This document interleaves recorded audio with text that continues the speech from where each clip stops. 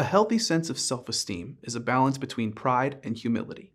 It is knowing our worth because we are created in God's image and precious to Him. It is also recognizing we are not in the place of God, but rather under His rule and His care. Part of Corps Cadets is learning how to be a leader. Leaders don't just lead, ignoring the people who are following. Leaders help and encourage others on the journey. Leaders don't point out flaws, they identify areas that need growth or assistance. One of those areas is helping others when they are struggling with low self-esteem. This is particularly true when someone is experiencing depression. Before we can help others, we first need to learn how to identify what's going on. Low self-esteem and depression are not the same thing. Low self-esteem is often a symptom of depression, though. Depression is something that affects nearly 1 in 3 teenagers. It's a mental health issue. Depression is a persistent feeling of sadness combined with a loss of interest in regular activities. It not only affects one's emotions, but can also cause physical problems too. There are generally 2 categories of symptoms when it comes to depression: emotional and behavioral. Emotional changes can be particularly difficult to identify in others.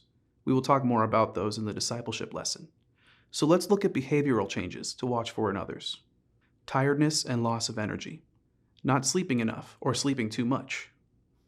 Significant changes in appetite. Use of drugs or alcohol. Being agitated or restless. Slowed speaking, thinking, or movements. Complaints of regular headaches or other body aches. Social isolation. Frequent school absences or sudden drop in grades. Less attention to personal hygiene or appearance.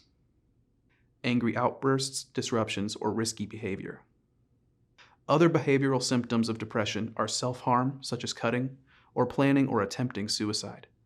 While all symptoms need to be addressed, these particularly need immediate professional help. If you know someone who is facing these issues, immediately contact a trusted adult. You can also encourage the person to call or text 988, the Suicide and Crisis Lifeline. When you see symptoms of depression in someone other than self-harm or suicidal tendencies, how can you help?